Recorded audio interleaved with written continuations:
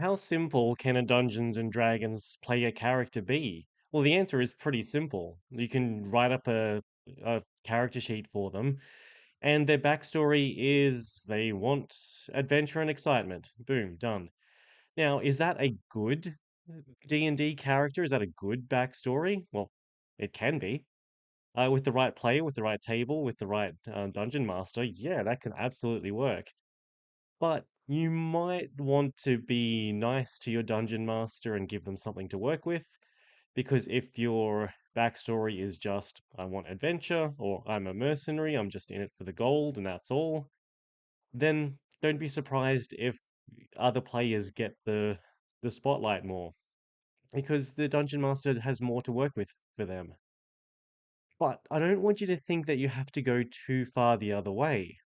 Because maybe you got into Dungeons and Dragons through Baldur's Gate 3. I know many people have done that. And so you might think that you need a backstory like any of the main characters in that.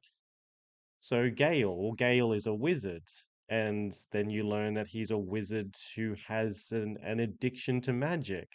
And then you learn he's this wizard with an addiction to magic that comes from this really complicated romantic drama. He's not quite over his ex, and because of that, the world is in danger, and there's just all of these layers to it. If you want to go that complex, cool, but you don't have to. And especially early on, and especially if the dungeon master hasn't explicitly asked for something like that, I'd keep it much more simple.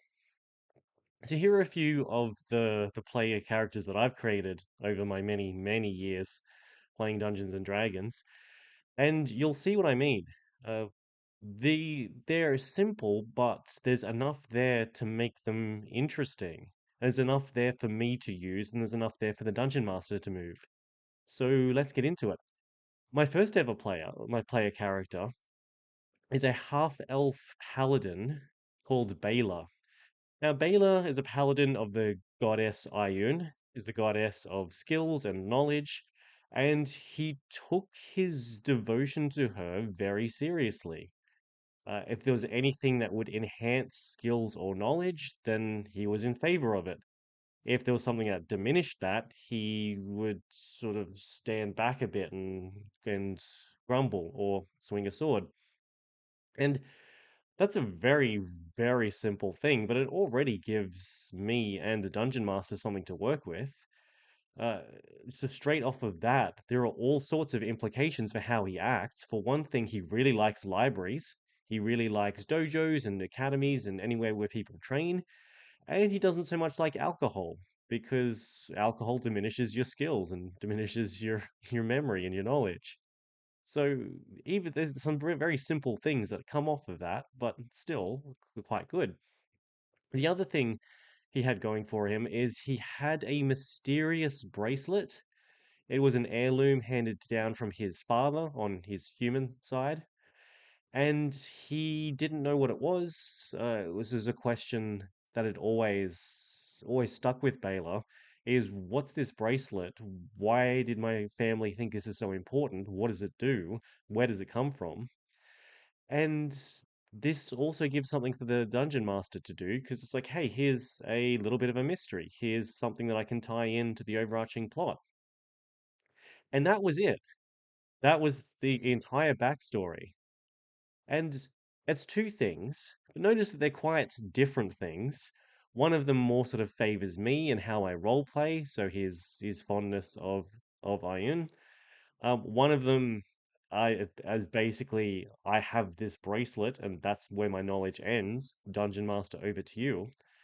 But the two things also synergize quite well. They connect quite well because someone who's obsessed with knowledge, having something this important on his person at all times and not knowing what it is, where it came from, it's going to be a thorn in his side. It's going to drive him mad.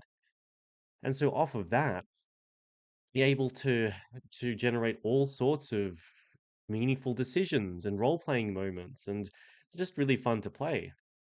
And of course, that's just how the game started. Over time, he got a pet pig, which he trains to fight for him, and like all sorts of all sorts of things started happening. The character got more complex. You developed more motivations.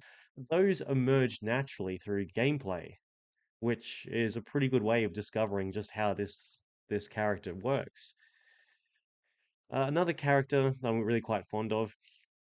He was a half orc monk, and the way that I designed him was that he sought out monk training in order to rein in his orcish nature, in order to rein in his bloodlust.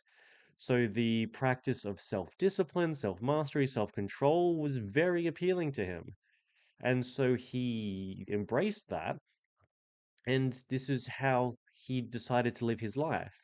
And so just that one thing has all sorts of interesting role-playing implications. But the funny thing with Krusk, that's his name, my half of orc monk, is he didn't the campaign didn't really last that long. At one point, I had to take over as dungeon master because the dungeon master was a forever DM and he wanted to play, so we swapped roles. And so I only got to explore a little bit of Krusk and his mastery, his quest for self mastery. But in one of my other campaigns that I've got going at the moment, without any intervention from me, I'm just completely independently, one of the players has come up with exactly the same thing.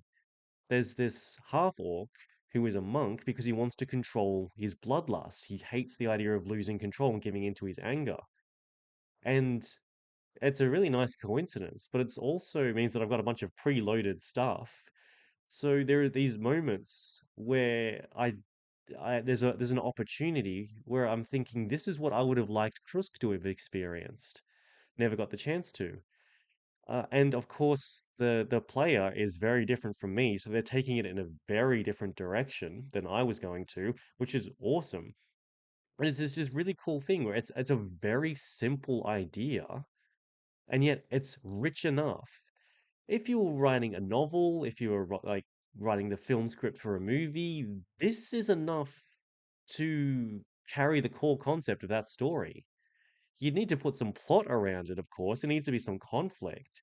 But a character who's struggling against their inner nature, and even though they've achieved such incredible levels of self-mastery, they still have moments where they fail and they give into the bloodlust. That's phenomenal storytelling.